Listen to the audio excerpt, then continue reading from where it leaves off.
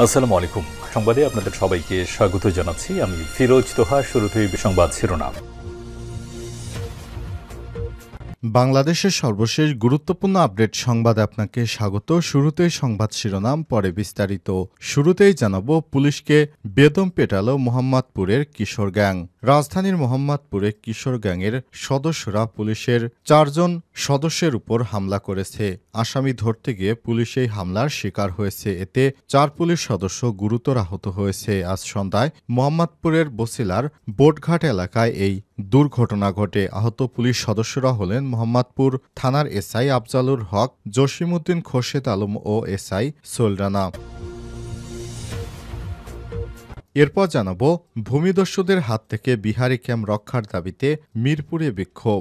জাতীয় গৃহায়ণ কর্তৃপক্ষের দুর্নীতিবাজ কর্মকর্তাদের গ্রেপ্তারের দাবিতে ও ভূমিদস্যুদের মাঝে গোপনে প্লট বরাদ্দের প্রতিবাদে বৃহস্পতিবারে টানা দ্বিতীয় দিন মিল্লাত ক্যাম্পের সামনে বিক্ষোভ প্রদর্শন করছে বিহারিগণ। বিহারি ক্যাম্প উচ্ছেদ বন্ধে প্রধান উপদেষ্টার হস্তক্ষেপ কামনা করেছেন তারা।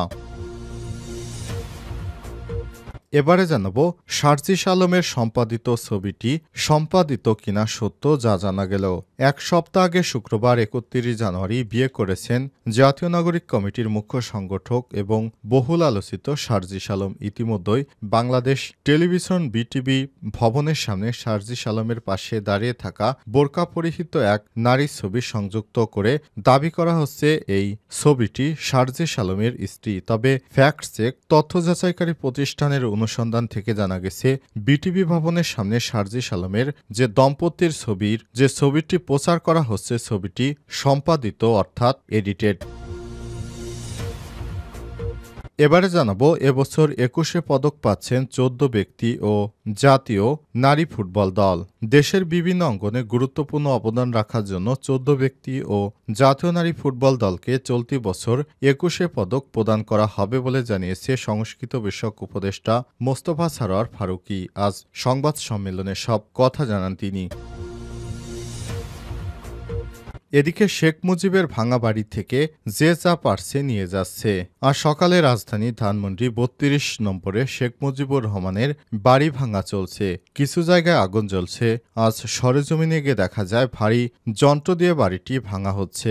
এদিকে কেউ কেউ লোহার রড, কেউ টিন, কেউ বা আবার শেখ মুজিব ও তার পরিবার নিয়ে লেখা বই নিয়ে যাচ্ছেন। প্রত্যক্ষদর্শীরা বলছেন, রড, লোহার মতো নির্মাণ সামগ্রী রাত থেকেই মানুষ নিয়ে যাচ্ছে। যারা নিচ্ছেন তাদের অধিকাংশই নিম্ন আয়ের মানুষ।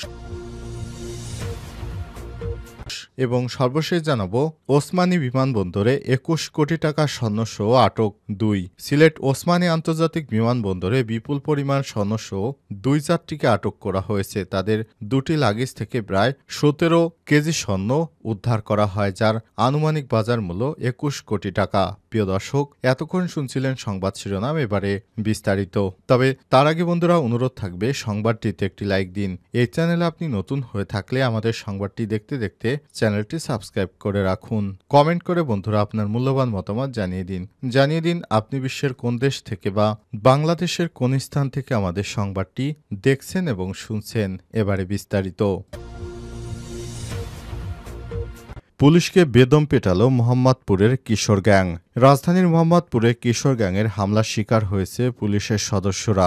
আসামি ধরতে গিয়ে পুলিশ এই হামলার শিকার হয়েছে। এতে ৪ পুলিশ সদস্য গুরুতর আহত হয়েছে। গত বুধবার ৫ই ফেব্রুয়ারি সন্ধ্যায় মোহাম্মদপুরের বছিলার বোটঘাট এলাকায় এই ঘটনা ঘটে। আহত পুলিশ সদস্যরা হলেন মোহাম্মদপুর থানার এসআই আফজালুর হক, জসিমউদ্দিন খোরশেদ আলম ও এসআই সোহেল রানা। জানা যায়, সন্ধ্যায় বছিলার বোটঘাট এলাকায় মাদকদ্রব্য নিয়ন্ত্রণ অধিদপ্তরের করা মামলায় আসামিদের ধরতে অভিযানে গেলে নারী পুরুষ মিলে পুলিশ সদস্যদের ঘেরাও করে। পরে তারা পুলিশ সদস্যদের উপর লাঠিসোঁটা নিয়ে হামলা চালায়। ওই ঘটনায় ৪ পুলিশ গুরুতর আহত হয়েছে এবং তাদের হাসপাতালে নেওয়া হয়। এ বিষয়ে ডিএমপির তেজগাঁও বিভাগের ডিসি ইবনে মিজান জানান, বুধবারে এই ঘটনার পর ঘটনাস্থলে অভিযান চালায় যৌথ বাহিনী। ওই অভিযানে ১৯ জন কিশোর বদমাশকে গ্রেপ্তারে সক্ষম হয়েছে যৌথ বাহিনী। উল্লেখ্য, গত 5ই আগস্ট ছাত্র জনতার অভ্যুত্থানের মুখে ভারতে পালিয়ে যান ফ্যাসিস্ট শেখ হাসিনা। এরপর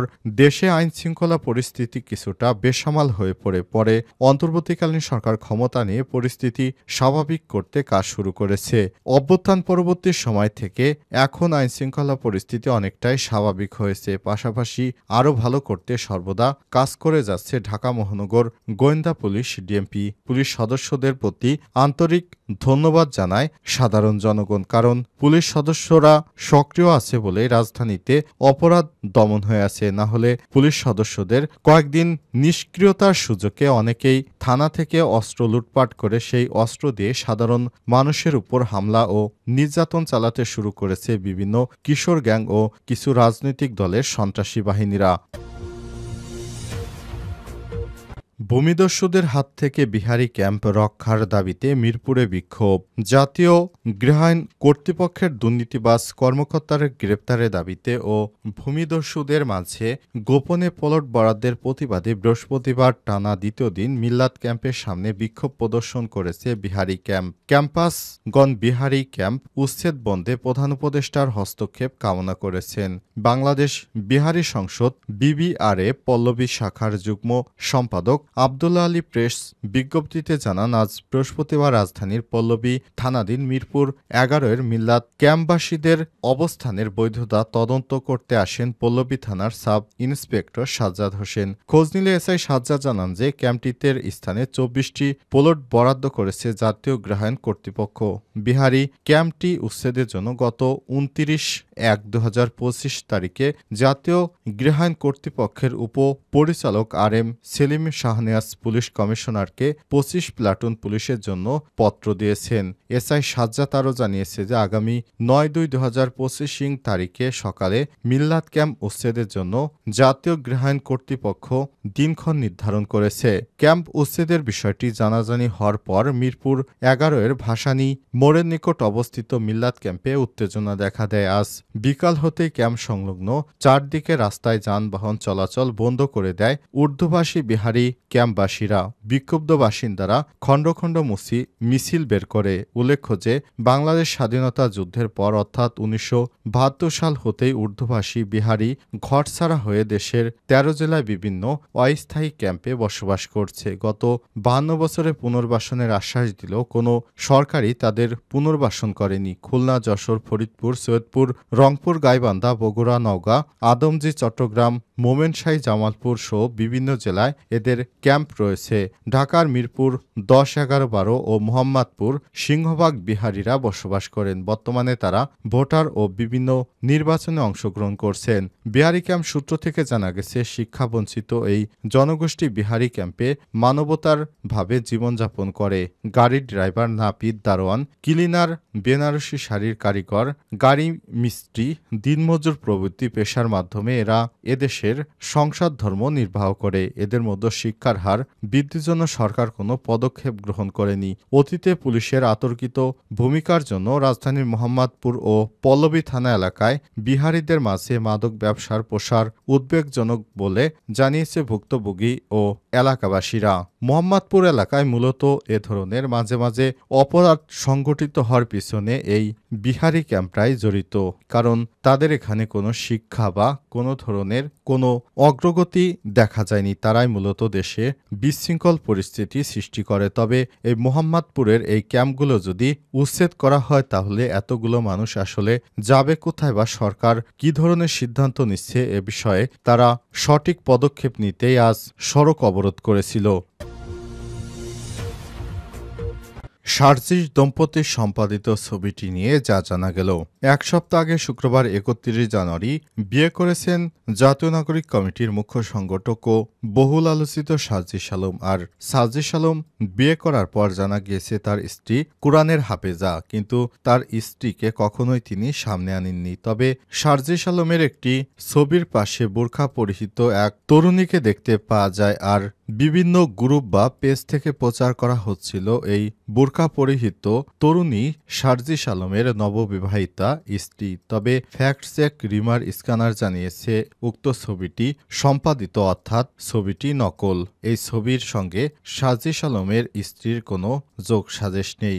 সার্জিস আলমের পুরাতন একটি ছবির পাশে এডিট করে একটি মেয়ের বোরকা পরিহিত একটি ছবি লাগিয়ে দিয়ে সেটি বিভিন্ন সামাজিক যোগাযোগ মাধ্যমে প্রচার করা করা হচ্ছে যে এটি সার্জিস আলমের স্ত্রীর ছবি। আসলে ছবিটি সম্পাদিত বা নকল বলে জানিয়েছে ফ্যাক্ট চেক তথ্য যাচাইকারী সংস্থা রিমার স্ক্যানার। আর সার্জিস আলমের সামাজিক যোগাযোগ মাধ্যম বা বিভিন্ন ওয়েবসাইট ঘেঁটে এই ছবি সম্পর্কে কোনো সত্যতা পাওয়া যায়নি বলেও জানিয়েছে ফ্যাক্ট চেক তথ্য যাচাইকারী সংস্থা রিমার স্ক্যানার। এবছর ২১শে পদক পাচ্ছেন ১৪ ব্যক্তি ও জাতীয় নারী ফুটবল দল। দেশের বিভিন্ন অঙ্গনে গুরুত্বপূর্ণ অবদান রাখার জন্য ১৪ ব্যক্তি ও জাতীয় নারী ফুটবল দলকে চলতি বছরে ২১শে পদক প্রদান করা হবে বলে জানিয়েছে সংস্কৃতি বিষয়ক উপদেষ্টা মোস্তফা সারোয়ার ফারুকী। বৃহস্পতিবার ৬ ফেব্রুয়ারি সংবাদ সম্মেলনে সব তথ্য জানান তিনি। ২১শে পদকের জন্য মনোনীত ১৪ বিশিষ্ট ব্যক্তি হলেন মইদুল হাসান গবেষণা, শহীদুল জহির ভাষা ও সাহিত্য, হেলাল হাফিজ ভাষা ও সাহিত্য, মোহাম্মদ ইউসুফ চৌধুরী সমাজসেবা, মেহেদী হাসান খান বিজ্ঞান ও প্রযুক্তি, ডক্টর নিয়াজ আহমেদ শিক্ষা, ডক্টর শহীদুল আলম সংস্কৃতি, মাহমুদুর রহমান সাংবাদিকতা ও মানবাধিকার, মাহফুজুল্লাহ সাংবাদিকতা, রোকেয়া সুলতানা শিল্পকলা চিত্রকলা এবং আরও বেশ কয়েকজন ব্যক্তি রয়েছে।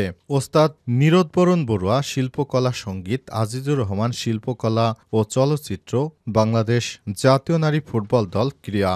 এদেরকেই এবছর ২১শে পদক দেয়া হচ্ছে বলে জানা গেছে।